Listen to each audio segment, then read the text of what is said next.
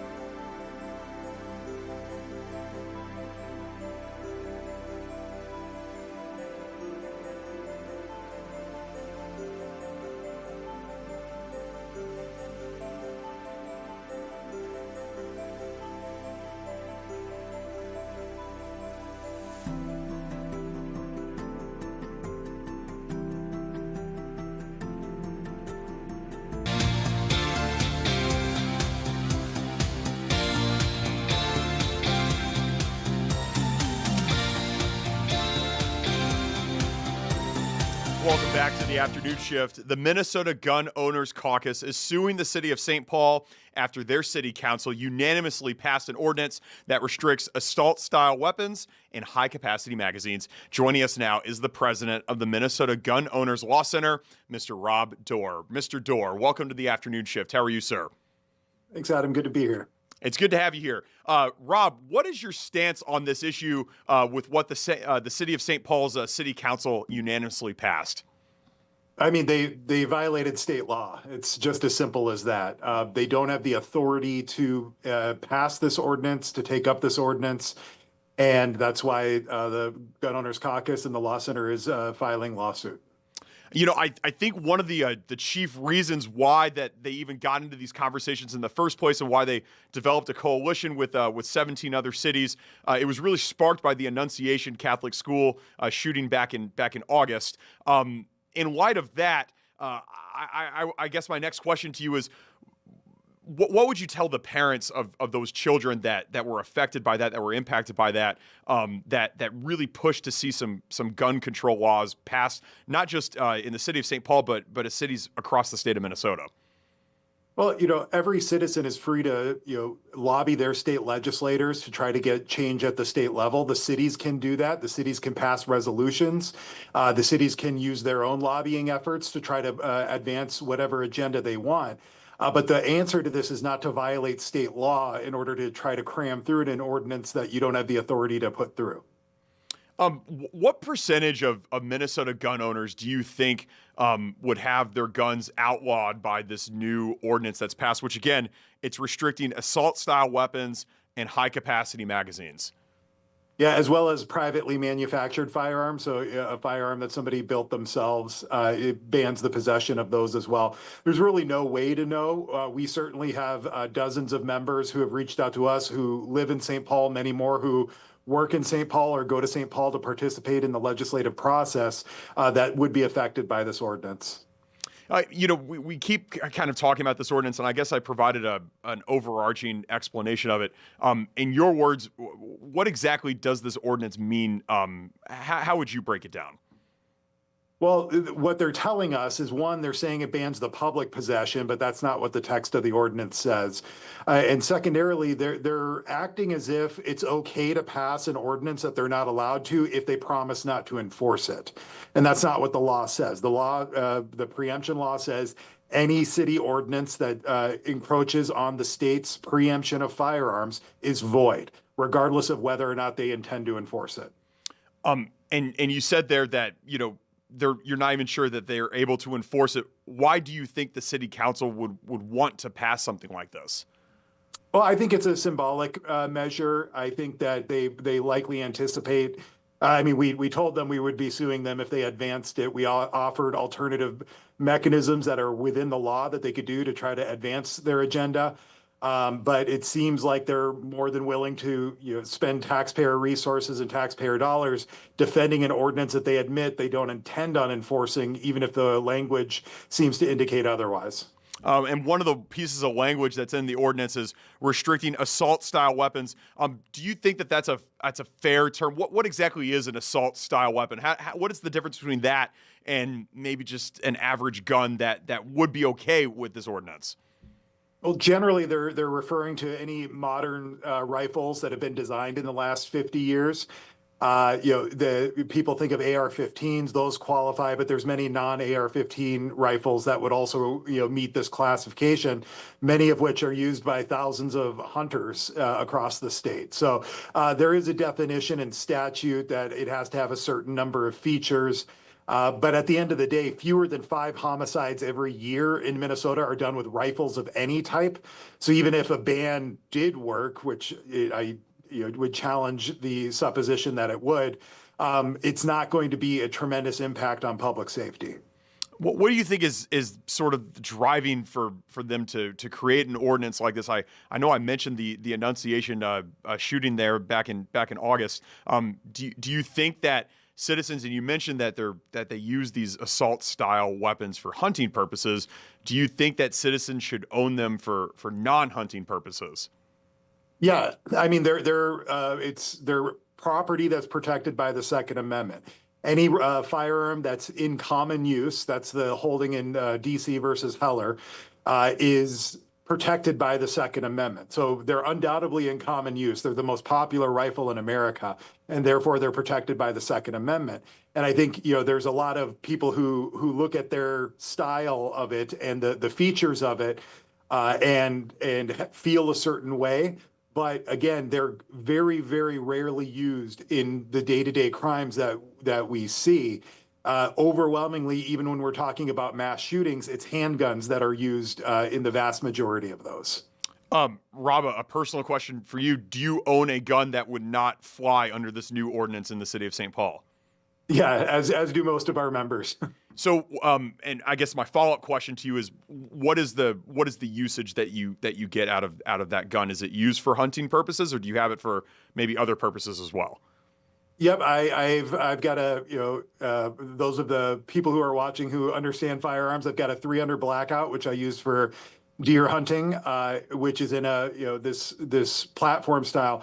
But what makes AR-15 so popular isn't that they're military style or whatever label somebody wants to put on them. It's that they're modular. They're basically you accessorize them to whatever it best fits you. And the reason why the military adopted them is because of that modularity. You can adjust them very easily for shooters of different arm lengths, shooters of different sizes. I could take my son, who's a foot and a half shorter than me, with 2 adjustments of my rifle. It fits him very perfectly, and he can shoot very safely.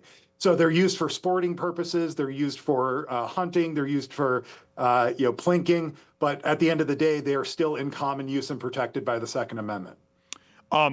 Shortly after the Annunciation tragedy, a number of parents of students that were affected had the opportunity to meet with Vice President Vance and his wife, and many of them kind of came out and were really calling for more stricter gun control laws, much like the ordinance that we're seeing passed in the city of St. Paul. If you were to have a one-on-one with one of those Annunciation parents who maybe had their child shot, maybe had their child killed, maybe just had their child inside that church when it happened, what would be your message to them in a one-on-one conversation when they were directly impacted by this? Yeah, I mean, I testified earlier when the Senate, Minnesota Senate, held their gun violence working group. There's a lot of solutions that we can do that get a lot of common ground that would prevent things like this from happening. Strengthening schools. I'm not talking about turning them into fortresses. I'm talking about smart technology enhancements, environmental infrastructure upgrades to make sure that an attack is mitigated, and if an attack does happen, that it's controlled very quickly, met with quick and effective counter force. But additionally, looking upstream to see what can we do to identify these people who are in crisis and connect them with resources. The shooter at Annunciation didn't only have an AR-15, he had a shotgun and 2 handguns as well. I don't think any person would take solace in their loved one being lost by a different type of firearm. We're much more interested in identifying ways that we can look upstream to identify those people who are in crisis and make sure that we can connect them to resources to prevent any crisis, regardless of the weapon used, from happening. Let's bring it back to gun owners. You are the president of the Minnesota Gun Owners Law Center. What do gun owners need to know? Maybe gun owners that perhaps are watching this show that reside in the city of St. Paul. What do they need to know going forward in light of this ordinance? Yeah, I think it is really unclear. The ordinance has several different ways that it states it can be enacted. One says that it's enacted within 30 days of the mayor's signature. Another says that it's enacted when preemption is repealed. And another provision says that it's enacted whenever a substantially similar state law. This creates a huge amount of confusion about when and how law enforcement is going to actually enforce this. So I think people need to take precaution with the firearms that they own and the way that they carry them in light of this ordinance, because it's incredibly unclear how it's going to be enforced. And additionally, there's other cities coming down the pike. Edina has announced that they're going to be moving forward on a similar ordinance. So let's just, hypothetically speaking, let's say that law enforcement does enforce this ordinance to the full effective measure. What happens to those guns of those people that live in St. Paul that maybe have a gun that is outlawed by this ordinance? Where do those guns go? The ordinance says that they get forfeited to law enforcement. Understood. And that would be true for other cities as well that would adopt a similar ordinance. So with these residents that have these guns, if they want to keep these guns, they would, in theory, have to move their residencies out of those cities, correct? Yeah, or remove their property out of the city in order to comply with the ordinance. It's just a very gray area because it was so poorly drafted that it's very unclear when and how it becomes enforceable. Later in today's show, Rob, we're talking to the mayor of St. Paul, Melvin Carter. Of course, his tenure is ending in several weeks here. What would be your message to him in light of this ordinance? I know that this ordinance was a massive part of one of his agenda items, in this calendar year. Yeah, it was interesting in the debates earlier. Representative who actually ended up winning the election to become the next mayor, pointed out that said that this was very, I think she said super performative on Mayor Carter's part, which I would agree with that assessment. It seems illogical to expend city resources defending an ordinance which he states he doesn't plan on actually enforcing. That leads me to believe either they are doing this for those performative reasons, or there is some very impending way that they intend on enforcing it. I'd also just say that he really needs to familiarize himself with the language of the ordinance. He has said that it bans public possession of firearms. It bans all possession of these particular firearms and accessories. When you look at the language of the ordinance. Additionally, he keeps saying that state law only prevents him from enforcing it, and that's not the case. State law states that this ordinance is void. What's next with this lawsuit that you all have going against the city of St. Paul? Where do you think this is going, and what do you think is the most likely outcome? Yeah, I think I think the city will probably try some procedural maneuvers to try to get it tossed, things like standing or ripeness. I think we successfully argued those in our complaint about why we do have standing and why the case is ripe for judicial intervention. But if it goes on the merits, is what it's called, when a judge actually evaluates whether the ordinance complies with state law, it will absolutely fail. So they might have a chance if they get a sympathetic judge who doesn't believe that there's a procedural path forward for this, but if it gets to the merits, it's unquestionable that it's going to be struck down. Rob Dorr, again, the president of the Minnesota Gun Owners Law Center, clearly very passionate about this issue. This organization is working on protecting rights that you all have. Do you think that the state is better because of the gun laws that we have, or do you think that we need further reform in your heart? Minnesota consistently ranks in the bottom 10 states in firearm deaths. And in Minnesota, 80% of our firearm deaths are suicides. So even among those, our homicide rate is particularly low. We're one of the safest states in the country. There's a lot of things that can be done to address suicides. Most of them happen in greater Minnesota. Most of them are, older white men. And they're people who are generally adverse to trying to seek help for their mental illnesses or just general depression that they might be having. There's a lot of things that we can do, but one thing that isn't going to affect those people at all, because they're not prohibited persons, is passing a sweeping suite of gun laws to make a dent in the 80% of the causes of our gun deaths.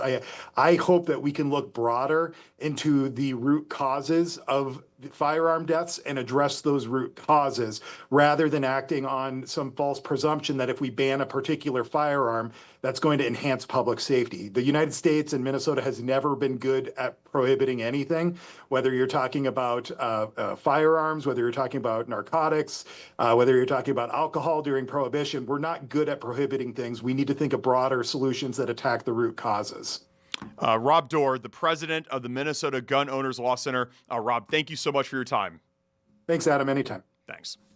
We'll have more to come from the afternoon shift after this. Like I said in the interview with Rob, Mayor Melvin Carter will be joining us at 3:45. But first, we're going to be joined live in studio by Tony Liebert, a sports writer for Bring Me the News, to preview tonight's big matchup in Eugene, Oregon, between the Golden Gophers and the 8th-ranked Oregon Ducks. That's coming up next. Don't go anywhere.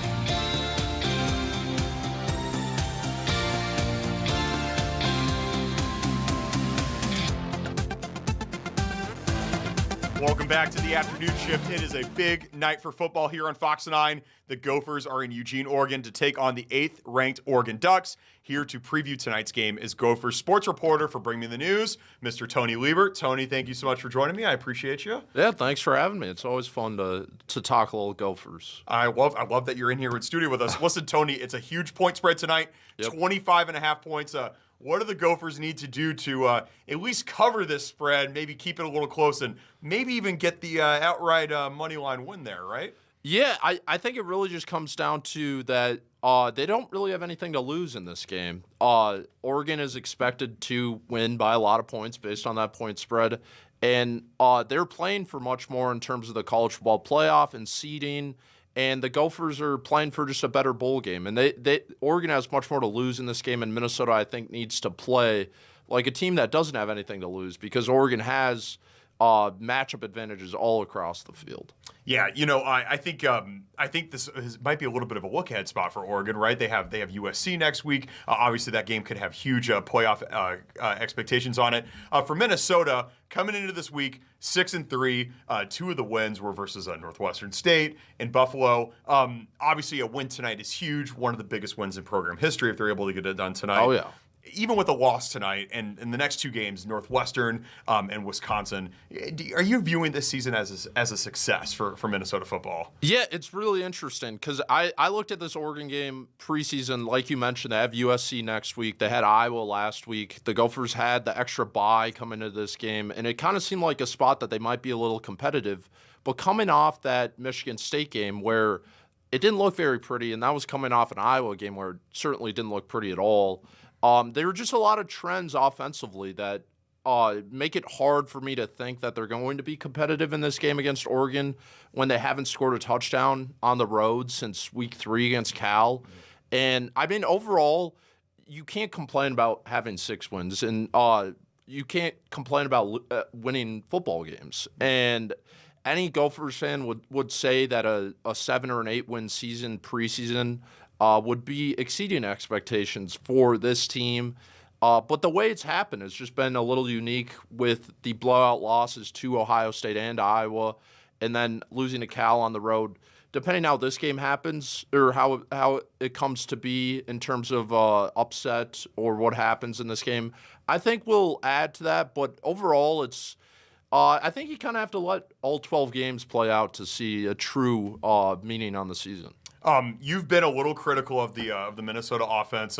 Got into a little bit of a back and forth with former Minnesota quarterback Tanner Morgan. Yep. What was that beef all about? Can you get into that? Yeah, I love Tanner. I respect his opinion a ton. He's a super nice guy. Can't say enough good things about him.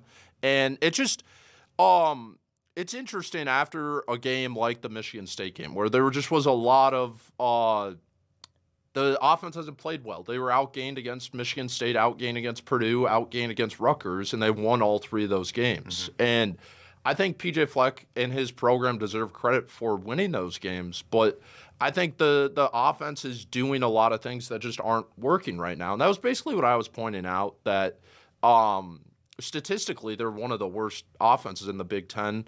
Like I mentioned, they haven't scored on the road since September.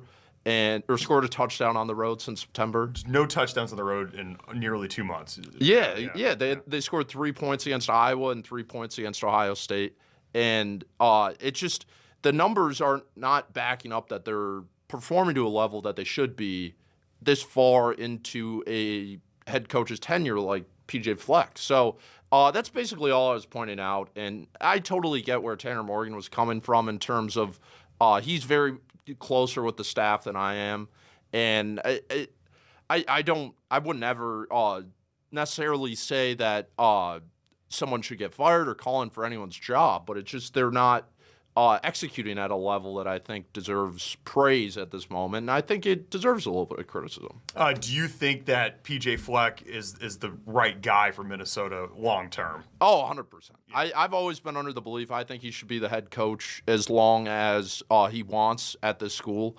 And, I mean, it's just online. You get a lot of comments. And it's just sometimes that I guess you can criticize a head coach without saying that they should lose their job. Yeah. And that's basically all I was doing, that I think there are a lot of rooms for improvement, and they're much closer to being a 3-6 football team than like an 8-1 or 8-2 football team. And that's basically all I was pointing out, that they've scraped by in these games while still having a lot of concerning trends. And it's an interesting thing because you watch the whole game and they didn't play well against Michigan State, but they had a Big Ten win. Yeah. And you deserve credit for getting Big Ten wins. And it's just what do you want to get stacked up against? Against the Iowa game, that's one of your big rivals. That was a measuring stick game, and it seems like they're further away from catching up to Iowa than they were even before P.J. Fleck was hired. And then now the Gophers will come out and stop Oregon, and then all of this will be put to rest, right?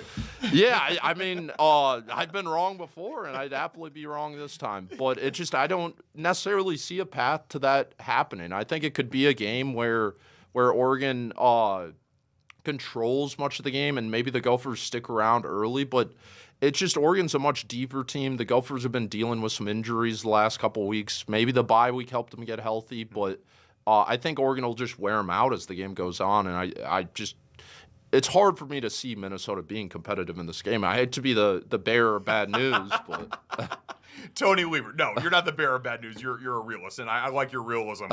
You did write recently on a positive note that Minnesota is on a recruiting heater right now. Yes. With PJ Fleck. Can you talk about some of the guys that are coming into the fold here in the next couple of years? Yeah, I mean, that's to be on a positive note. I think from a pure talent acquisition standpoint, I think the program's never been in a better spot.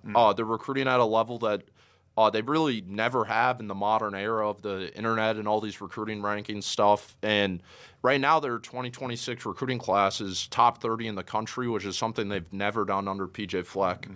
And there's a lot that could happen between now and early National Signing Day in December, but it's trending really well. In the last few commitments they got, they had an offensive lineman who was committed to Ohio State, decommitted, and then decided to commit to Minnesota. Aaron Thomas, a very talented player from Arizona. And then they're also going with the JUCO route. They brought in the number one JUCO transfer wide receiver in the country, Derek Sally Jr., and they added a safety and a defensive lineman as well. And it's just overall, there's a lot of intriguing signs in terms of talent acquisition. And that kind of just goes back to my previous point that I think right now, Gophers football from a roster standpoint has really never been more talented. And then it's just when they have performances like they do against Iowa and Michigan State, I think it deserves to come with a little criticism. Yeah, absolutely. And I bet it's hard as a Minnesota fan to see a program like Indiana, for example, which is historically very average, below average at football, have the success that they're having right now, ranked number 2 in the country, and going into a place like Penn State and having a big win there. And, I'm sure that's got to be a little frustrating. Yeah, exactly. And it's Kurt Cignetti in Indiana, I think, is going to completely change a lot of coaches and programs attack college football because Indiana was the doormat of the Big Ten, and now they're in the elite class. And I don't think Minnesota – I'm not expecting them to be Indiana and compete for Big Ten championships, but – your measuring stick is programs like Iowa, and they came up very short in that game. It didn't really have a competitive effort. And then it just the following week scraping by a team like Michigan State, and then it's interesting. I don't really even know how I feel about the team, to be honest, because it has been an interesting year because they were outplayed in a lot of these games against teams that are in the bottom half of the Big Ten, and you don't want to apologize for winning. They won the games. But it's just when you look a little deeper, there's just a lot of things that might not be a good sign. Quickly, before we let you go, final score prediction tonight. I think I had 31-3. I could see a low-scoring game, kind of continuing the trend that they got a field goal against Ohio State and Iowa. I think if Darius Taylor plays, they might be able to put together a touchdown drive, but Oregon is a really good defense, and I think one of the best teams in the country, and I think the Gophers are going to have their hands full. Tony Liebert from Bring Me the News. Tony, appreciate your time. Thank you so much for coming in studio. We appreciate thanks it. for having me. Awesome. Thank you. Coming up next here on the afternoon shift, we have Mayor Melvin Carter of the city of St. Paul joining us live. Don't go anywhere.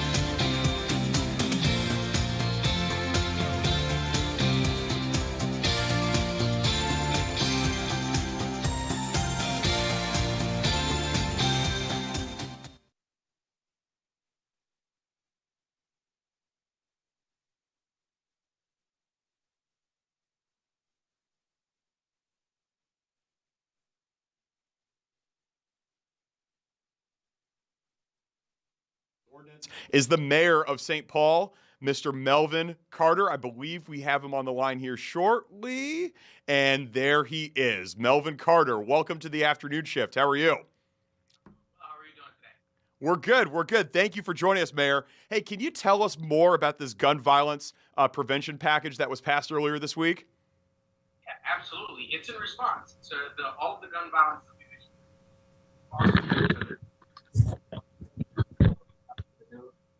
children in the school praying and had 100 rounds of Mr. Mayor, if you just give me 1 second, I just think we're having some audio issues. I think we're working on trying to fix those right now. So just stand by with us.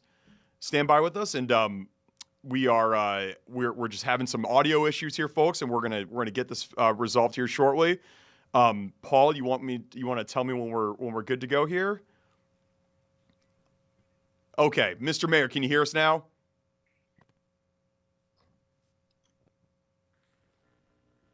Yep.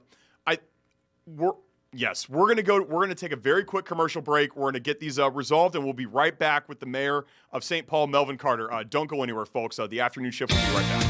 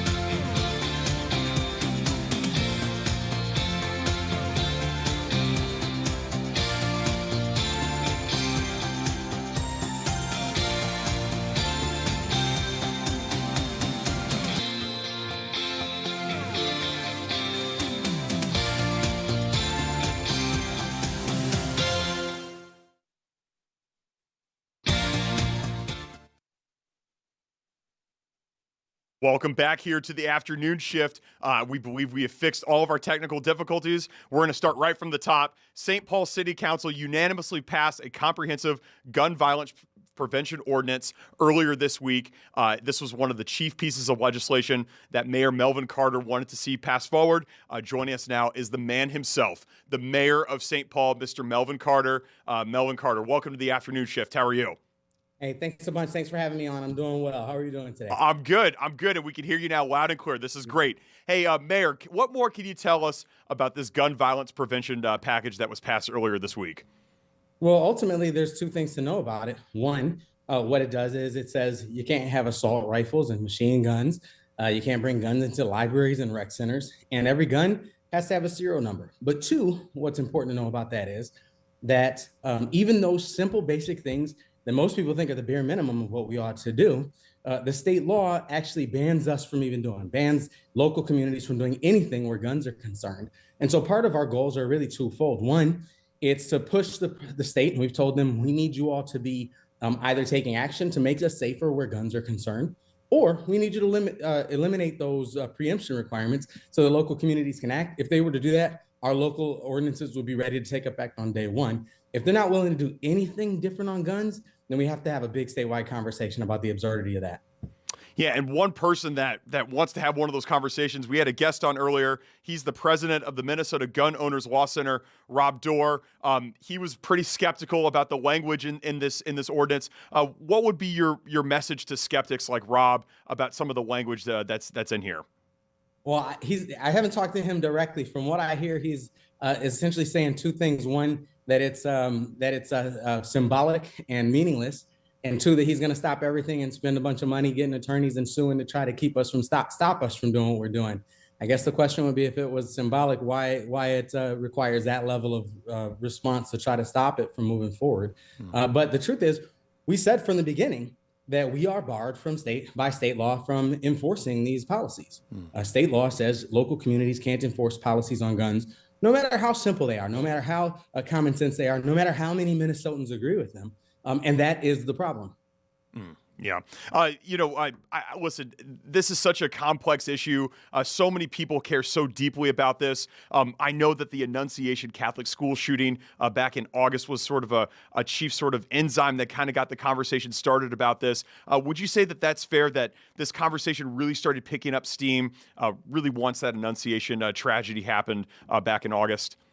I think around this specific ordinance, yes. We're a city that does everything that we can to combat gun violence. That's why gun violence is down 70% in our city right now. It's because we haven't said, here's our one strategy, or here's our two offices that address gun violence. We've said this is all in, and it's something that all of us are responsible for. That's why we created a team of officers in St. Paul. If any gunshot wound gets treated like a homicide, you see our police officers do the exact same thing.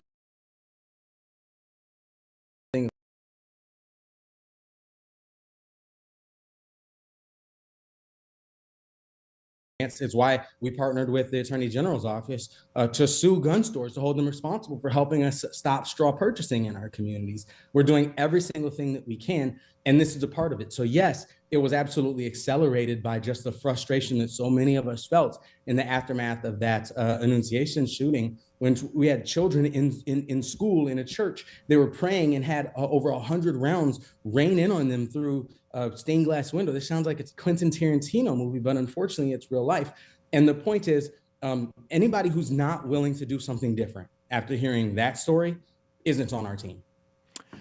Mayor Carter, we have a viewer right now that's DMing us, asking us, why hasn't the mayor signed into law this ordinance yet? What would be your response to that viewer? Oh, why? Don't worry, we will sign it into law. There's so many people that have been a part of it, making this happen. And so we want to bring some of those folks in and be a part of that celebration with us signing it into law. So, but don't worry, I have it on good authority. The mayor supports it, and we'll be signing it into law. Your tenure as mayor is ending in about 6 weeks here or so. Mayor Carter, there's some number of questions I want to ask you about your term and your tenure as mayor of St. Paul. Would you say this gun ordinance, is this top 5 sort of accomplishment that you would say that you felt like you've achieved as mayor? Oh, I don't know. Probably not the ordinance. To be able to say we reduced gun violence by 70%, that's a big number. I always wish there was a headline, I always wish you guys ran a front page story every time nobody got shot in our city. But I guess that's not the way news works. So that's exciting to me, being able to say that. We launched a college savings accounts initiative that starts every child born in our city with $50 in college savings accounts. We've raised the minimum wage. We've done a lot of stuff that I'm really proud of. I guess I don't know. I don't have a top 5 picked. We're kind of focused on, we got a bunch of stuff to do through the remaining of this year, finish negotiating the budget with the city council and do some of the transition related work. So we've been a little focused on that stuff. We haven't even signed this ordinance into law yet. But it's certainly on the list of things to do before your term expires here. Yeah. Don't worry, it'll absolutely get signed into law. Mayor Carter, you're the mayor of St. Paul. What do you want people to remember your legacy as? You've been the mayor there since 2018. You're born and raised in the city. How do you want people to remember you by? Oh, I don't know. I mean, I guess to me, it's always the story of this city, you know? And so if you're going to remember me by something, remember me by picking up some trash on your block, remember me by helping a kid out, remember me by, chipping in or go hanging out at the rec center, just using all the stuff that we've invested in. As though it belongs to you. That's what I always tell young folks. We're really excited. One of the things we're doing right now is really picking up all of our, we've doubled our investments to rebuild our streets and rebuild our aging infrastructure. We're building playgrounds all over the city. To me, this city belongs to the people who live in it. And if they continue to treat it as though it's theirs, with all the rights, privileges, and responsibilities therein, then we'll feel good about the work that we did. Mayor Carter, I know you have a relationship, a close working relationship with Mayor-elect Her. What's your message to her? Now we're about 10 days removed from Election Day. What would be your message to Mayor-elect Her as she begins her tenure as the new mayor of St. Paul? Listen to the city. Trust the city. This is a complex city, and some of the things that we love about our past are in paradox sometimes with some of the things that we hope about our future, and being able to kind of have deep conversations with this community, being willing to have tough conversations with this community, I think is a challenge. It's always fun to say yes to folks when they want us to say yes to something, and it's the job of leaders to say, hey, it doesn't work that way, or we're going to have to find a different approach when that's necessary. And that's something we've tried to do over the past several years. But she's coming in with her own vision, with her own leadership, with her own support. So it's kind of fun to see what direction she'll take with it. You've been mayor since January 2nd, 2018. There's no vacation when you're the mayor of a city. You might go somewhere, but you're always still the mayor of St. Paul. You're always on the clock. What's that last day going to be like for you, Mayor? How is that going to feel? I'm sure it's got to be a very surreal moment.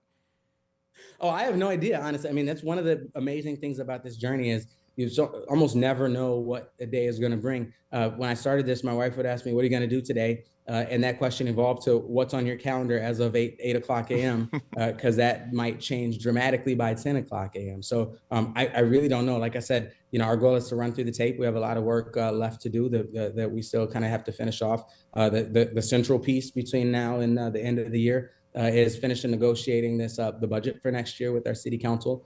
So we'll be doing that very closely. And I imagine knowing this crew, knowing the team that we work with here in City Hall, we'll be trying to push something forward all the way through the finish line. Oh, but the last days we'll be hosting the World Juniors Hockey Championship. So that I do know what that'll look like. That'll look like 250,000 people in St. Paul from over a dozen different countries having an absolute blast. It might be a pretty fun way to close the whole thing. And what a way to go out. That's going to be the last day. Your first day, not as the mayor anymore. What's next for you? Again, you're a lifelong resident of the city. You've served as mayor now for nearly 7 years. What's next? What happens when all of that is in the rearview mirror? Yeah, I've served as mayor for nearly 8 years. 8 years, pardon me.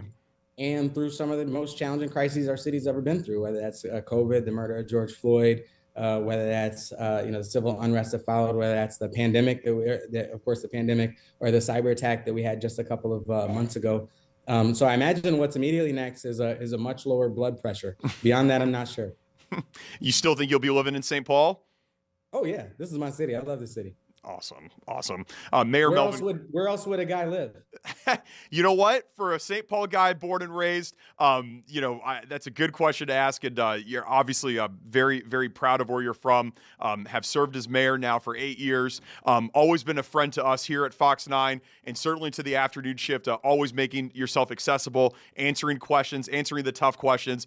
We really do appreciate that, Mr. Mayor. It was great to meet you at the Minnesota State Fair earlier this summer. Right. I just moved here to Minnesota, and so getting to talk to you in that one-on-one setting was really tremendous. And we really appreciate you and your entire staff, Jay Lore, the whole team, coordinating today's interview, talking about this gun ordinance that you all just passed on Wednesday, and also talking about next steps as you conclude your tenure as mayor of St. Paul over these next several weeks. So we really appreciate your time. I appreciate that. Get your pen ready, because we have a lot more talking to do about those gun ordinances, because we've got a coalition of, I think, just over 15, 16 cities and growing that are planning on passing them in their communities as well. We plan on putting a lot of pressure and keeping this conversation alive. We know that after mass shootings like that, folks sort of wait for folks' attention to get diverted to something else. We can demonstrate that we can have a long attention span and stay focused on this until we get something done at the Capitol. And Mr. Mayor, most of the members of the St. Paul City Council cited you as probably the primary reason why they wanted to pass this. They passed this unanimously. What does that mean to you? I don't know. It's good to pass it unanimously. That's, I think, really important. I'm proud of the relationship that we've had with the city council. Folks note that we haven't agreed on everything. Mm-hmm. That's actually how it's supposed to work. We're not supposed to agree on everything. We're supposed to have, vigorous debates in City Hall. We're supposed to kind of, hash through challenges and things like that. And I appreciate the governing partnership that we've had with them. And like I said, I expect them to continue to be incredible leaders for this city into the foreseeable future. Awesome. Thank you so much, Mr. Mayor. Your final several weeks here, we'd love to have you back on maybe once this passes and whatnot. Maybe we'll get you back in the month of December. Sounds great. Awesome. Thank you, Mayor Carter. Appreciate it. Thanks a lot. Thank you. Great conversation with the mayor of St. Paul, Mr. Melvin Carter. We really do appreciate his time. There's going to be much more coming up from the afternoon shift after this as we round into our 4 o'clock hour. Don't go anywhere.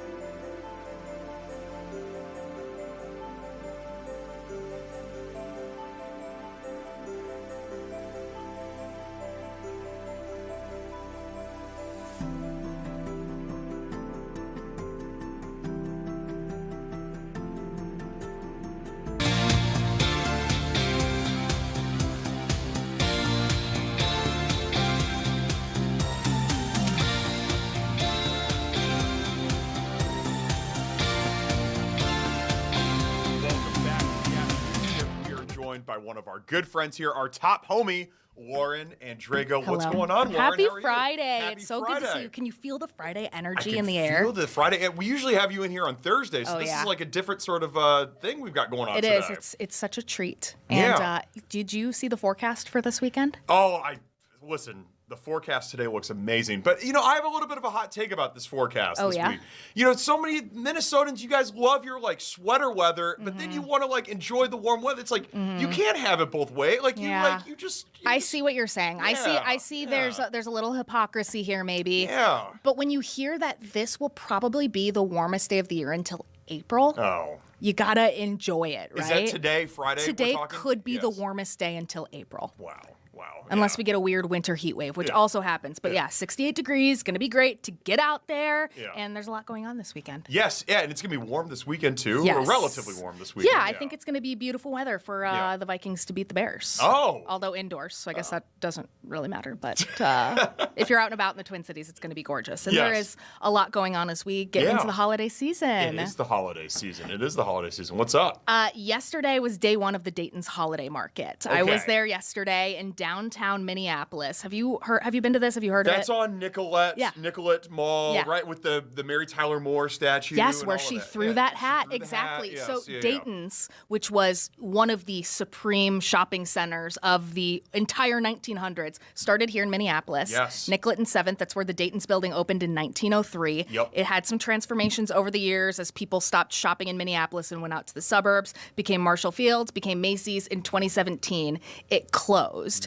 Sat dormant for a couple of years until after the pandemic, when there were efforts to bring back people to downtown Minneapolis. And so they wanted to bring the Dayton spirit back to Minneapolis. And that's why the Dayton's Holiday Market started. And it's back for the 5th year. Over 100 local vendors of small Minnesota businesses. Okay, So you okay. can get all your Christmas shopping done there. There's apparel, there's Christmas decor, there's Christmas gifts, there's art, there's clothes, there's jewelry, stuff for the dogs, food and drinks. And it's a really fun experience to see what it was like to shop on Nicollet Mall in Dayton, something that we never got to experience. I see old photos and these street. It looks like Fifth Avenue. I Yeah. mean, it's just it's crazy what it used to be. Not even too long ago, but really in the heyday of the 60s and know. the 70s. It was just everything was just happening there. It kind of gives you FOMO to look at those old pictures and see what shopping used to be like. And so you can go shop there daily through December 27th. And they're expanding this year to Southdale Mall in Edina, which is one of the greatest malls in the Twin Cities. Not just one of the greatest malls in the Twin Cities, the first mall in the United States. I was wondering if you knew that fun fact. Yes, it was. Yes, it was America's first indoor shopping center, Yep. and it also had a Dayton's location back in the 50s. So they'll be opening up there as well next week through December. And there's a couple other new features to the Dayton's holiday experience. They're reopening Oak Street Grill as a pop-up restaurant at the original Dayton's location. This was a 12th floor restaurant. So you Okay. used to go get your shopping done. You could shop for the entire family, and then you'd go up to the 12th floor and eat at the Oak Grill. And they had chicken wild rice soup and popovers were their specialties, and they're serving up both of those. I at the bet that holiday chicken market. wild rice soup is It's probably so good this it's time. on Maybe point. not today, Yeah. but when soup season comes, because we know it's around the corner. Earl Giles is also there making cocktails, so you can get a drink while you shop around. And it's the 40th anniversary of the Santa Bear. Have you heard of this phenomenon? No, I have not heard of this one. Now. So it's the Santa Bear is back. This was a Dayton's original teddy bear that you used to get for spending enough money while you go shopping. Now they're collectible. So it's the 40th anniversary. Some people have all 40 Santa Bears. Oh wow. Yeah. Yeah. Kind of crazy. So you can make your pre-order for it now. Pick it up on Black Friday. It's the $45 for the regular size bear, $70 for the large teddy bear. So they're a little expensive, but people love them. This is a very Minnesota Christmas Yes. thing. Yeah. This bear. If you wanted to give that's the ultimate Minnesota Christmas. Yeah, I bet some people would really love Yeah, that. It's yeah. very nostalgic for a lot of people. And as you walk down Nicollet Mall, even if you don't go shopping, they have their iconic window displays. So you can go and see all the old Santa Bears down the window displays, which is really cute if you're in cool. downtown Minneapolis. Yes. Yeah. That sounds super interesting. I might have to check that out. This You should. weekend. If you Yeah. have some Christmas shopping to do, you can get Yes. it boom, boom, boom, all done in one stop. Are you a big in-person Christmas shopping person? I am. Unfortunately, I've done most of my Christmas shopping so far online. Already? Yeah. Oh, yeah. I know. What? I know. It's not even Thanksgiving yet. I know, but I like to just buy a couple gifts at a time so then I don't have to, because my Christmas list is like, it's expanding. I got a lot of people I'm shopping for now. I don't want to do it all in one day, all in one paycheck. I want to spread that out, let it breathe. And I've gotten to the point now where I know if I see something online that works for someone, I'm going to buy it right now and just check it off the list. So I have done a little bit of online shopping. I will be going back to Dayton's Holiday Market to finish off that list. Most of my Christmas shopping is just like my favorite chocolate. So I just give boxes of chocolate. Oh, that's for that. nice. So I love C's candies, so I just give them Oh, that. So, nice. Yeah, it's great That's really good, and honestly, people appreciate It's that, consistent. I think. Yes. Absolutely. Yeah. Okay, let's talk about some other events. Southeast Minnesota, Rochester, Pickle Palooza. Oh. Do you like pickles? I do like pickles. We were having, Grace and I, we were having this conversation maybe last Friday. We were at the sandwich shop and they had pickled chips and pickle witch and whatever. And, I was saying I really like pickle, but I know it's a little bit of a hot take for some people. Sometimes. Well, I just think there's pickle everything. Yeah. I don't like pickles. I know that's like controversial. I just don't like them, but I know people who love them. Yeah. And if you do, you should head down to Rochester for Pickle Palooza tonight. Oh. 4 to 8 p.m. At Kinney Creek Brewery. They're going to be serving up one of their most popular beers. It's the Dill Lager. Oh, I probably would like this. You'd like a pickle beer? Yeah, That's just a one, lot of though. pickle. Yeah, just one. I think you're absolutely right on that. They'll have a bunch of pickle themed foods for you. Pickle eating contest. Pickle trivia. Oh, okay. And it's a kid-friendly event. So you'll be hanging out in a brewery, but bring the whole family 4 to 8 tonight. You like fried pickles? That is the one form of pickle that I will probably tolerate, especially the really good ones, because some people do it really well. That's right. You got to get the chips, not the spears. 100%. Some people like to fry the spear. It's not the same. Because that's like wet on the inside, and that doesn't work for fried food, in my opinion. You do your thing. But yeah, if you get the really thinly sliced pickle chips with like more breading than pickle, I think that works for me. With a good little remoulade. You guys probably do ranch up here. Yeah. It's like, that's all good stuff. Yeah, fancy. Okay, so you're going to Pickle Fest. Then you're going to head on Highway 14, head east to Highway 61, and then drive into the city of Winona. Okay.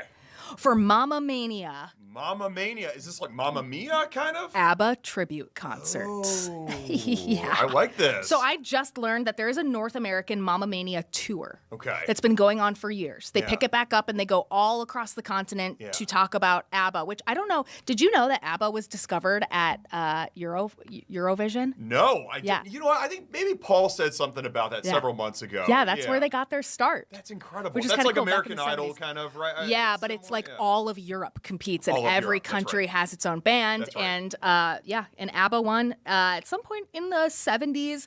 So this whole tour is made up of current and former touring members of the North American Mamma Mania tour. It's happening tonight at 7 at the HBP Theater. That's at St. Cecilia in Winona. Starting at 7 o'clock. This is the #1 booked ABBA cover band in the country. I love that. And just a little inclusion here. St. Cecilia, the patroness saint of music. So the fact that ABBA is happening at the St. Cecilia Center, it's just like it kind of works all together. I love that you have that anecdote to share. Do you have a favorite ABBA song? Dancing Queen, yeah, that's right? a good but one. that's kind of that's the classic. I don't know Classic. if I honestly probably could name. I probably heard other ABBA songs. Yeah, you could. But Dancing Mamma Queen. Mia. Yeah. Oh, Here sure. I go. And Sure. Gimme, gimme, gimme. Yes. a man. That's one's my favorite. That's the one I request at weddings. Okay. There's so many good ones. Yes. Dancing Super Queen. Trooper. I love Dancing Queen. Yeah. Timeless song. They'll be singing Timeless that songs. 100 years from now. Very few tickets still available for Mamma Mania, starting at $30. You can go online to find those. I love that. And then let's head right up 35. Actually, take historic Highway 61 from Winona to Red Wing to Hastings, all the way up to Duluth. Yes. For the Festival of Trees. Okay. Back for its 37th year at the Duluth Entertainment and Convention Center. They have all sorts of stuff going on between now and Christmas. But this weekend, Saturday and Sunday, it's their largest craft show of the year. Arts, crafts, and gifts. Get all your Christmas shopping done.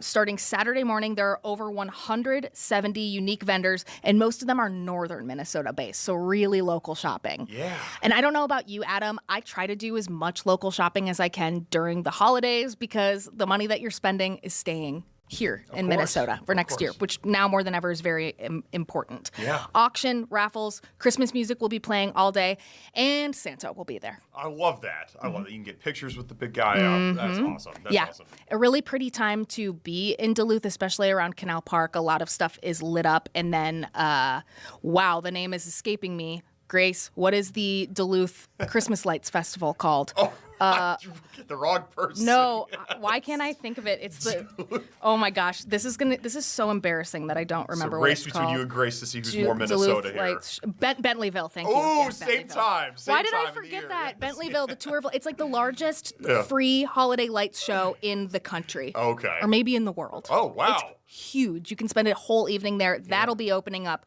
shortly before Thanksgiving. I love that. I love that. I got to get up there. If there's one Minnesota city outside of the Twin Cities, I got to make it to. I've always said Duluth. You really shouldn't do it before the roads get bad, because that could be a treacherous drive if the roads are icy. Yes, yeah, probably skip that. avoid that. Yeah. Avoid that. Grandma's Marathon, of course, is in Duluth. Oh among yeah, other so if things, you want to go there in the summer, that's a good time. But the great thing about Duluth is they really go out for every holiday. They go all out, and the whole city gets involved. Yeah. Superior Street is really awesome. They also have a great theater scene. So if you want to go up, you can make a whole weekend out of it, basically any time of year. Yeah. But the deck is really fun, and it's very conveniently located. A little bonus here. I know you saw Purple Rain. Yeah. Maybe you're just sort of your brief synopsis of how Oh, you like that. yeah. Okay, so let me start full disclosure. I never saw Purple Rain, the movie. Sure. Have you seen it? No, I have not. Okay, no. so I didn't know. I didn't know exactly what to expect as far as this story.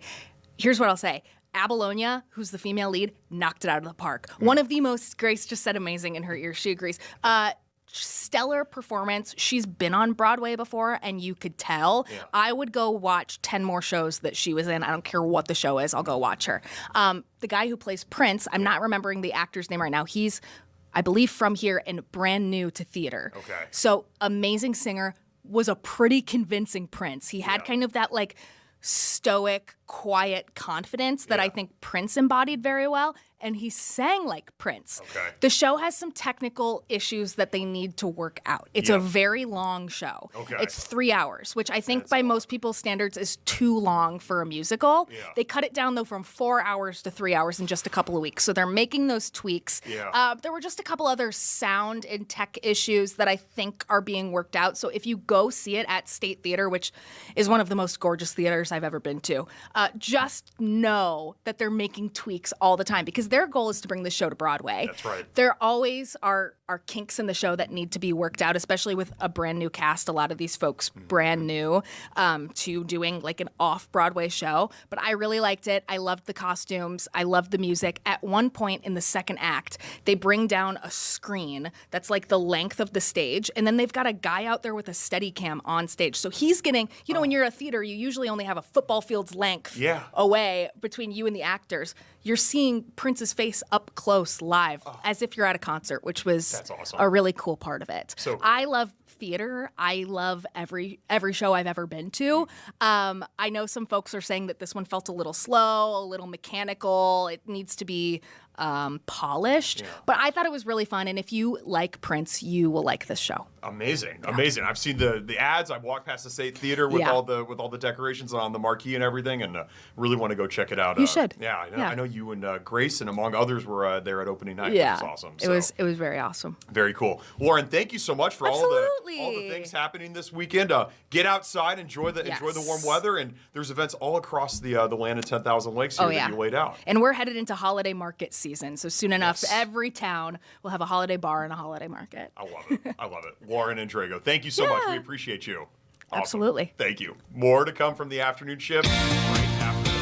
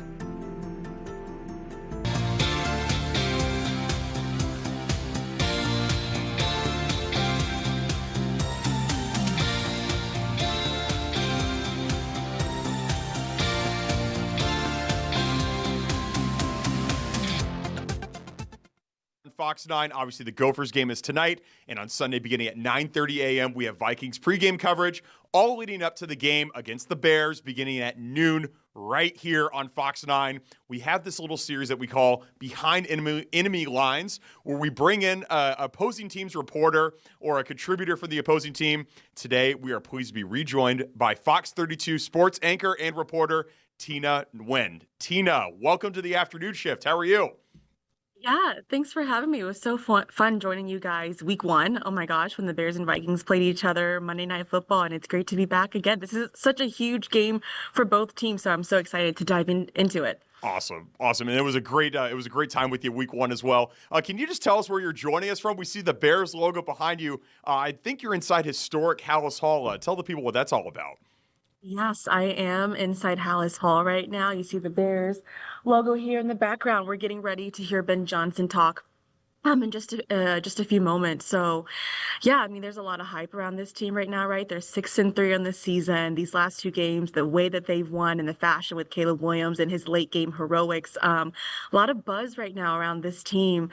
I was talking to some of the guys in the locker room last week, DJ Moore, and I asked him, what's been the biggest difference this season? Obviously, you were on the team last year that lost 10 straight, right? And he said, I mean, this year, one big difference has been the team. They're overall closer with each other, but that relationship between the players and the coaching staff too has made a huge difference, right? They're closer. They take that tough coaching really well too. So, and this is a team, right? They want to win games. And they've got the head coach, right, Ben Johnson, that can certainly help them win games. Yeah, let's go back. You mentioned week one there. Obviously, it was a big Monday Night Football matchup. The Bears really dominated for 3 quarters, and then the fourth quarter kind of came, and J.J. McCarthy probably played his finest quarter as a professional.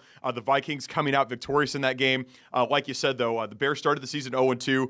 Since then, they're 6-1. What do you think the Bears learned from that week one loss that they're going to try to avenge on Sunday at U.S. Bank Stadium? Yeah, I mean, when you look at the fourth quarter going into that game, they were up 11, right? So a complete meltdown, I feel like, from what I saw. J.J. McCarthy took over a little bit there. And I think, honestly, the season has been the Vikings are a team that I've been keeping an eye on a lot this season, just because I think it's just so fast. Like J.J. McCarthy, he's got that Chicagoland connection too, by the way. I was able to talk to his mom and dad, some of his family and coaches too, when they were in town to play the Bears in week one. But yeah, I think right now you look at this team, especially in the last 2 weeks, the way that they've won these games, large in part because of Caleb Williams. I believe he's had engineered 4 fourth quarter game-winning drives this season. That was his 6th fourth quarter comeback that he was able to rally. And I mean, this is a guy that I think the relationship with Ben Johnson, you're seeing this grow week in and week out. But this is a team that I think knows how to win games now. I mean, large in part, you look at last season, these were games that they would have lost, period, right? Kevin Byard said how last year on the sidelines, when the games were coming down to the wire, there was panic on the sidelines. This year, it's so different.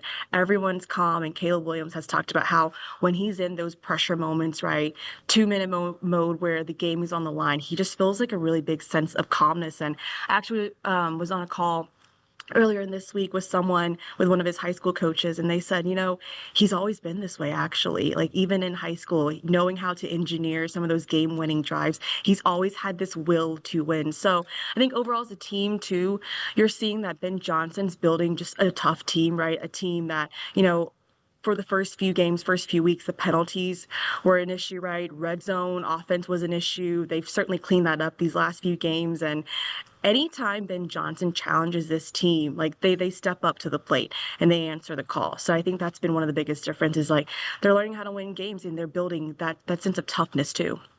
You mentioned there at the top that you had the chance to speak to J.J. McCarthy's parents at one point. J.J. McCarthy, a Chicagoland native, went to Nazareth Academy in LaGrange Park. What was that conversation like with Mr. and Mrs. McCarthy? Oh my goodness, they're so proud. They're so proud of him. And oh my gosh, I think like the older you get too, like you just appreciate, like I have good friends who are parents and everything too. You understand more what it's like to be proud of your child. And again, JJ McCarthy, he's a winner, right? He's won at the high school level. He's won in college, right? And now, obviously, in the NFL. I know injuries have certainly played a factor in his career, but I think there's just a lot of pride. And the town that he's from, it's a small town, and just to see his teachers, his old high school coach too. I got to go to his high school as well, Nazareth Academy, to talk to his old high school coach too. I mean, they're all so proud of him. He's honestly just a really, really good kid. That's awesome. That's awesome. And they love him here in Minnesota. Let's talk about the opposing quarterback, Caleb Williams. You talked about all the strides that he's made this season, especially with Ben Johnson coming in under the helm and them trying to establish a rapport and learning from each other. You're in the locker room there with all these guys. What's Caleb Williams been like as the season has progressed? Honestly, there's such a level of maturity to him, and I think even like when he got drafted here by the Bears last year, in 2024, and just seeing, obviously following his career at Oklahoma, I'm from the South, went to an SEC school, so we're always keeping tabs on college football there too, and then going to USC. There's just a level of like maturity to him, and even seeing how last year panned out, right? Obviously not in really a position to succeed. You saw Matt Eberflus get fired, Shane Waldron as well. A lot of coaching changes too. He's always handled everything so well, and I think this year, obviously, when you look at the on the field stuff, Ryan Poles and them, they went into the offseason, right, really investing in the interior of that offensive line, center and guard. You're seeing that pay off. His sack numbers are certainly down. I believe around this time last season, it was around the time they were playing New England, and he was sacked 9 times. I mean, I believe the number too at last time this year was around 38. So it's significantly down this year. But I think that's a credit to, one, the offensive line. They've been playing really well. And when you get veteran guys right on the O-line, it does wonders. But also too, I think it's how Ben Johnson's calling some of the game as well that has helped him a ton. But Caleb Williams talked about it this past week, how he's even understanding, like, he feels like for a while when you watch him, I felt like he was going through his reads, his progressions too slow, but he was like, no, I feel like sometimes I'm going through them a little bit too fast, right? So he's learning really the intent behind why Ben is calling certain plays and what to do with the ball, right? Do I scramble? Do I try to extend the play, or do I throw it away? So I think one thing this year, the development of Caleb Williams was going to be a huge talking point, right? No matter what, especially getting the guy, Ben Johnson, right? Someone that a lot of teams wanted to chase after. We knew it was going to be an up and down season when it comes to growth. Growth, it's never linear. But I think when you just look at like the overall picture, one, they're 6-3 right now, tied for first in the division. I mean, incredible. Adam, this is a really tough division. Tied for first right now. The numbers overall, even when you look at things offensively, I mean, they're like top 10 in points per game, total offense, pass yards as well per game, rushing as well. I mean, this is a team right now that they're about to enter the toughest part of their schedule, which I think is going to be really fascinating to see how this pans out, because I will say the last 2 weeks, you have faced teams that record-wise, obviously, they haven't been great. And again, going back to Caleb Williams, that fourth quarter late heroic instinct that kind of kicks in. They've won those last 2 games, but you're about to face team. You haven't even played Green Bay yet, man. And I know Jordan Love, man, he's inconsistent, right? Doesn't do a great job of taking care of the ball. But that defense, man, that defense in Green Bay is going to win them games. So, and obviously they'll play the Lions again too at some point. But this remaining 8 games is going to be really tough. And I think too, seeing how they play Minnesota on Sunday, I think will be a good measuring stick on where this team truly is at. Because one, you're also looking at Caleb Williams, Ben Johnson facing Brian Flores' defense, right? And for us here, like, we know he's so great at changing the identity, disguises and all that stuff too. So it'll be interesting to see that matchup and how Caleb Williams and Ben Johnson handles it the second time around. No doubt, no doubt. And the Bears, a huge game next Sunday back at home against the Pittsburgh Steelers with Aaron Rodgers making his return to Chicago. I know the Bears fans have a very special relationship with Aaron Rodgers, so that should be a fun matchup to watch as well. That's a nice way of putting it there. It's a very Minnesota nice way of putting it. Tina, let's get a score prediction. The odds makers have this right around a pick 'em. They have the Vikings as 2.5-point favorites. You generally get 3 points at home, so it's about a pick 'em. What do you think?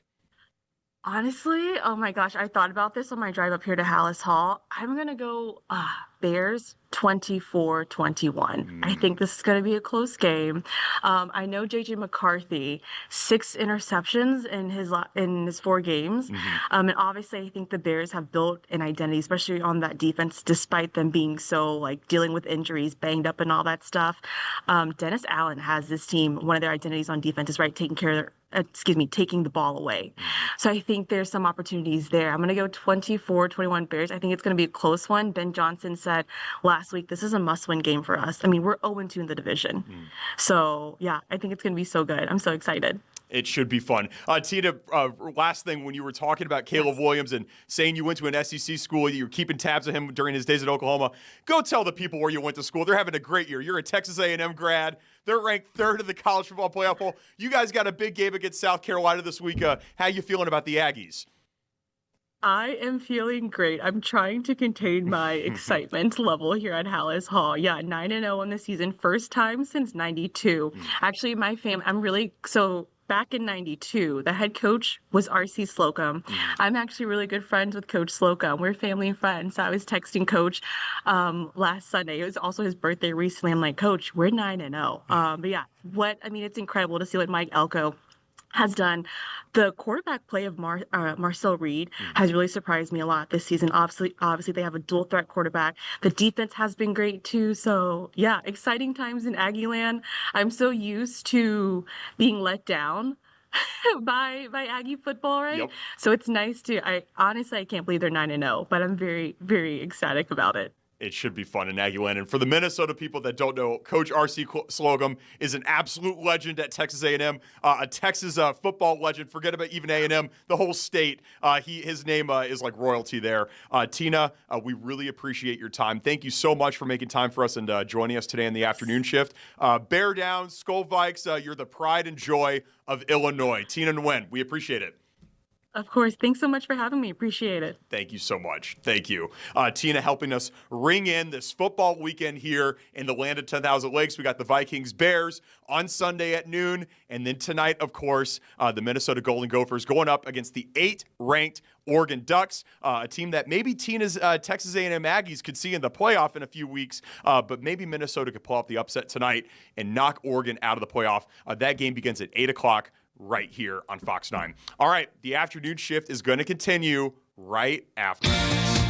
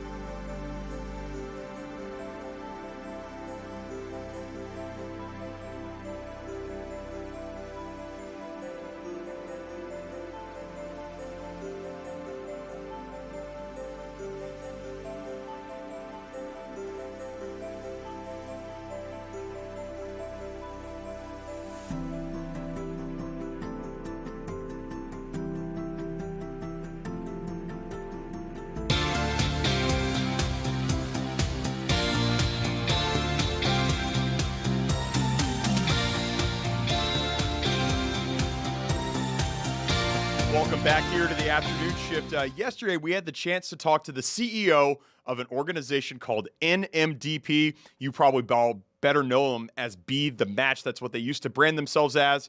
They're based right here in Minneapolis, and what they do is they help match patients that need bone marrow and stem cell transplants with others that are out there that can donate to them. They run the world's largest donor registry for these types of transplants. Their CEO, her name is Amy Ronenberg. I had the chance to speak to her yesterday, and the clip was so good that we decided to air it again. Here's my conversation with Amy. Take a look. Minneapolis-based nonprofit called NMDP. You probably know it as Be the Match. It has made a breakthrough that can allow thousands more bone marrow and stem cell transplants every year. Here to tell us more is NMDP CEO Amy Ronenberg. Amy, welcome to the afternoon shift. How are you? Thank you so much for having us. I appreciate you coming on and being with us in studio today. I think there's probably a lot of people at home. They're like, why is bone marrow important? What makes bone marrow so important to us? So bone marrow is where our red blood cells, white blood cells, and platelets are produced. So very important. What's so important, though, from patient's perspective is bone marrow from a healthy donor, someone who's on the bone marrow registry, can donate their stem cells, their bone marrow, and it can cure someone. It can be curative to patients who have leukemia, lymphoma, and up to 70 different indications.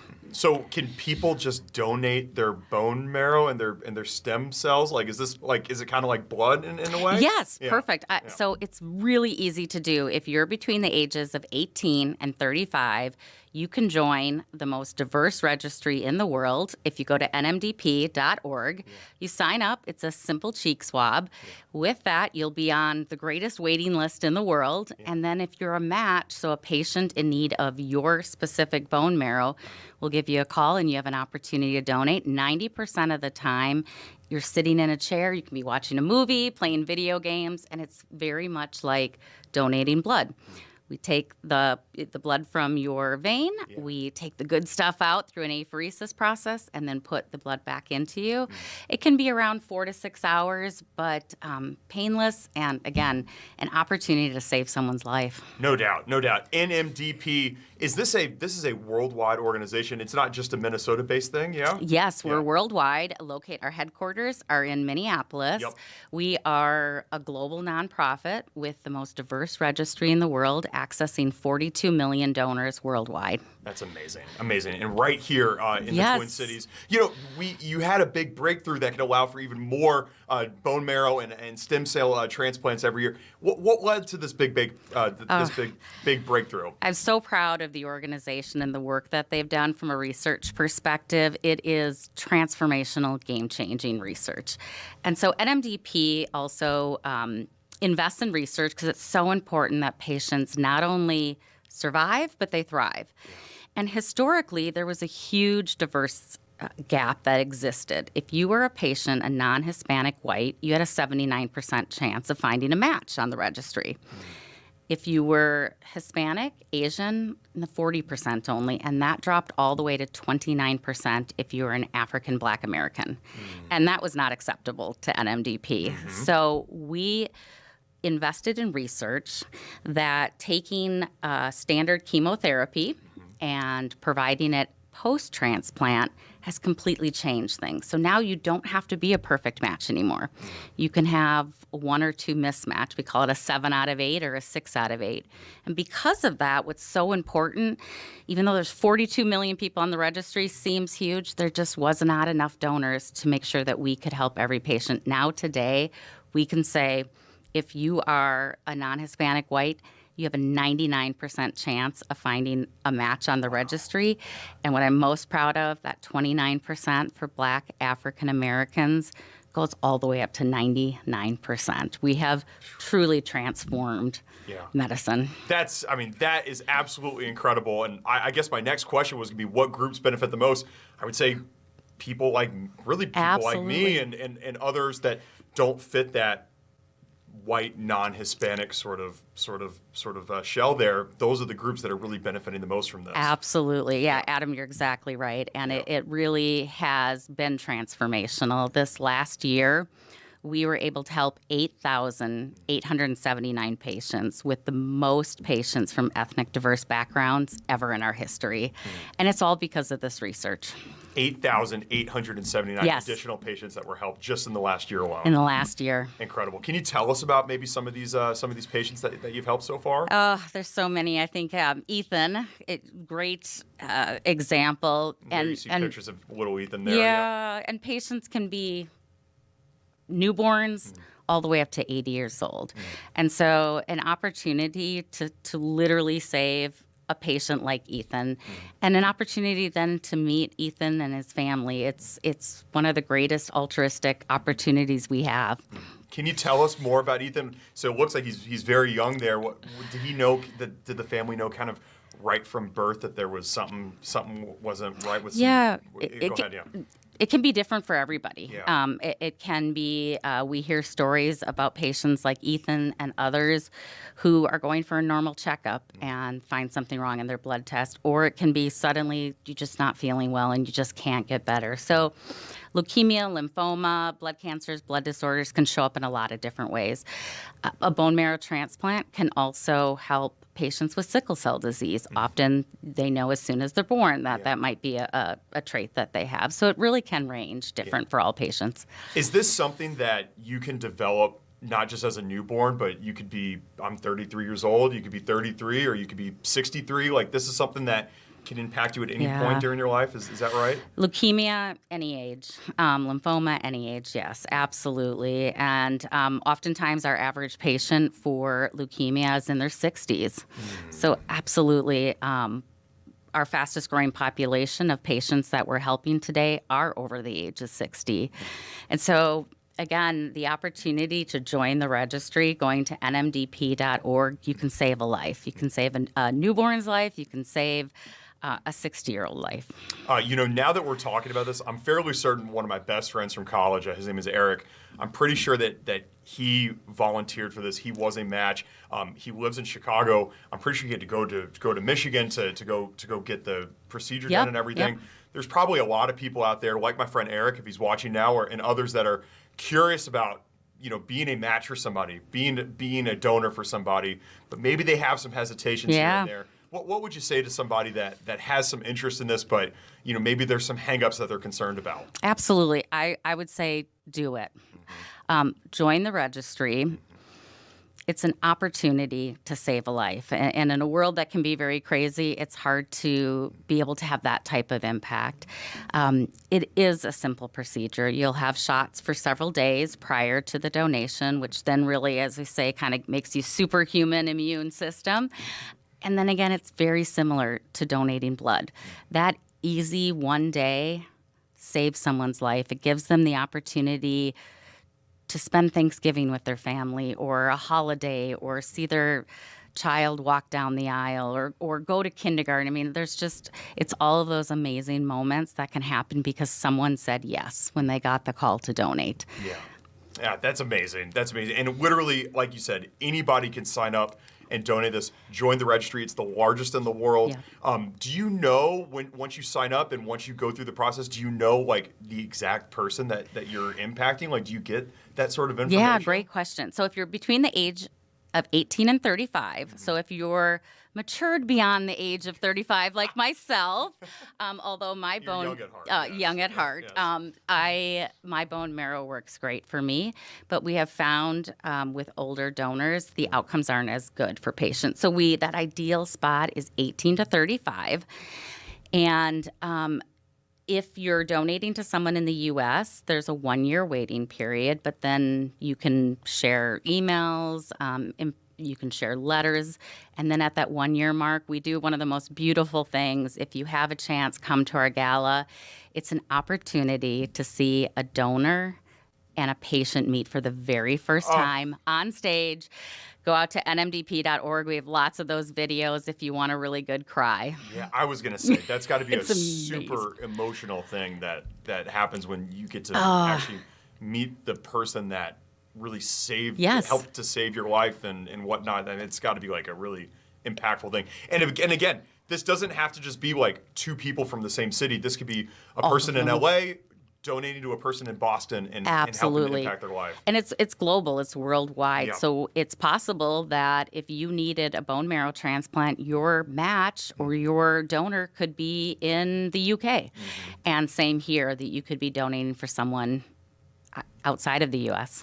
Amy, you're the CEO of NMDP. Why this organization? What got you interested in this? Has this maybe impacted your family or friends closely yourself? So I was at a point in my life, I had a 1 and a 3-year-old, and I was working, I was a finance CFO, and realized I needed to do something that I was making an impact in people's lives. Children kind of changed that for me, and I realized if I'm going to be away from them, I have to be doing something good. It was at that time that I was diagnosed with cancer during the interview process, and they still hired me. And so it was... Wait, the interview process for... For being the CFO at NMDP. Wow. And I knew then that, call it whatever it is, fate, that I was given this incredible opportunity to be able to give back to the world. They saw me through all of my chemo, and so I am forever loyal. I am so blessed to be able to work at an organization that gets to save lives every day. Wow. Did you yourself rely on a donor to help you in your process? I did not have a blood cancer. I had a different kind of cancer, but it really helped me appreciate what patients go through and how terrifying it is. Yeah. And so that's another great thing that NMDP does is patients who may be having financial issues, we want them to focus on their health journey. And so we donate, we've provided more than $7 million in financial assistance to patients so they don't have to decide between putting food on the table or getting healthy. And that's another great opportunity if you want to help patients like Ethan, like others, but you're over the age of 35. You can go to nmdp.org, join for advocacy, awareness, or financial contributions. Amazing. Amy, we probably have viewers out there that are living with cancer right now or living with somebody in their family that has cancer.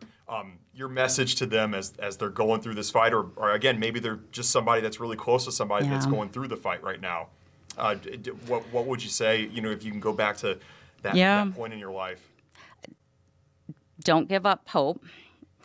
If you're going through a blood cancer, we are here to help. We are here to see you throughout your entire journey.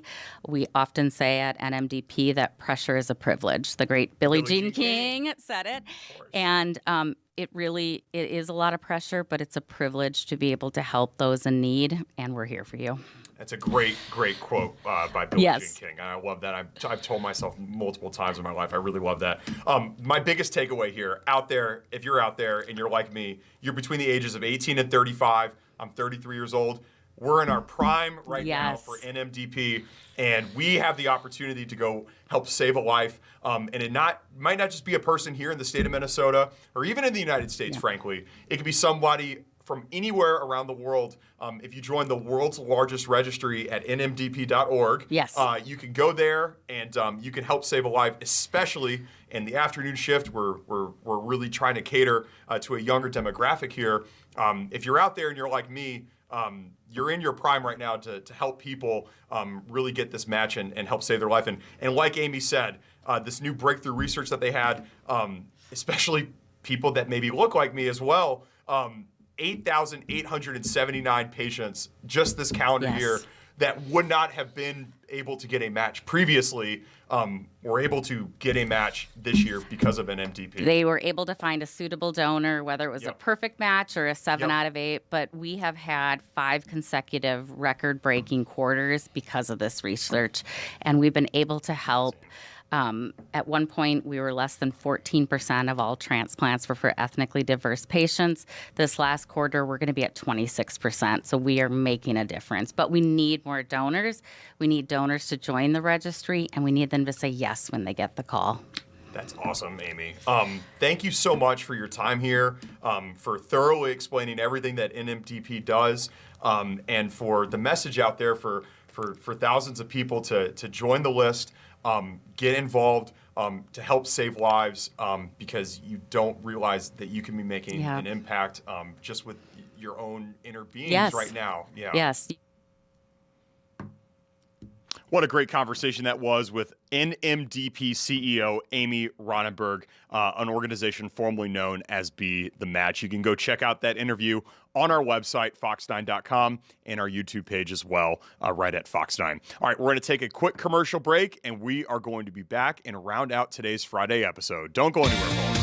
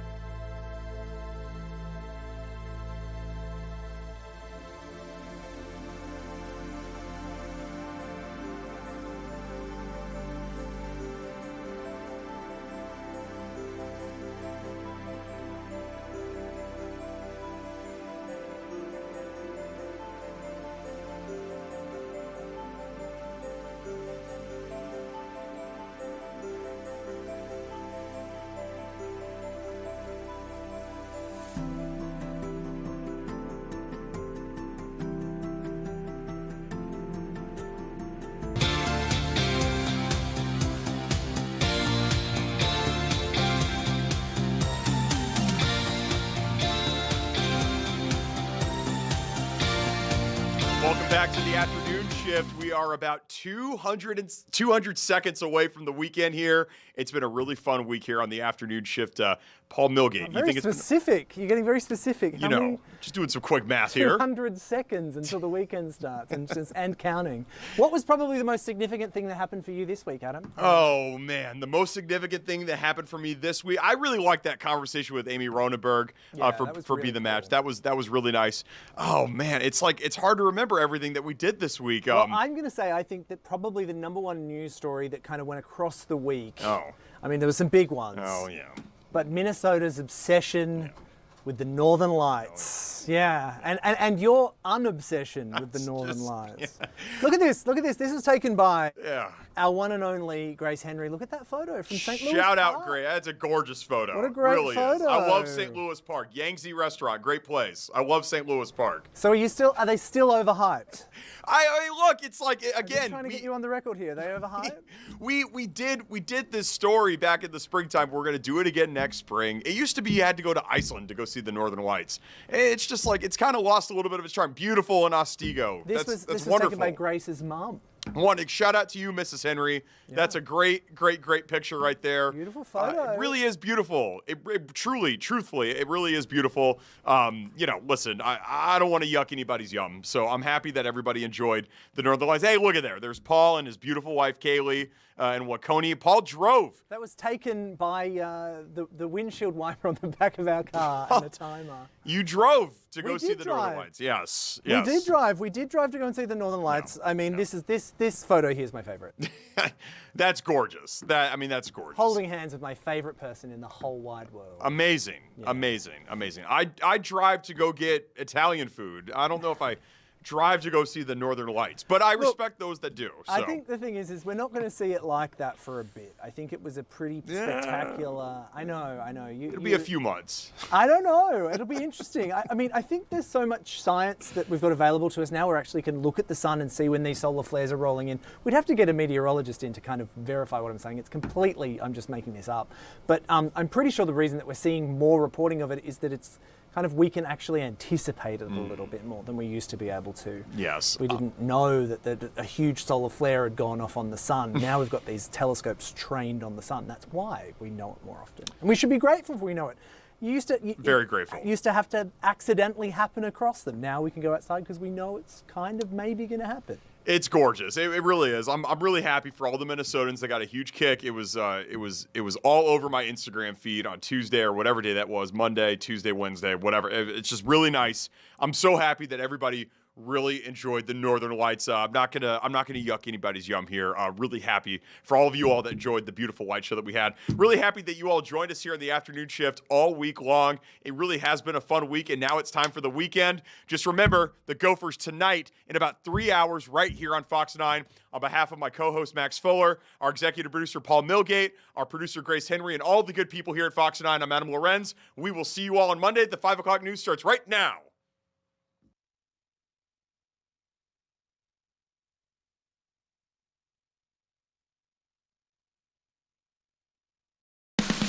This is Fox 9 News at 5.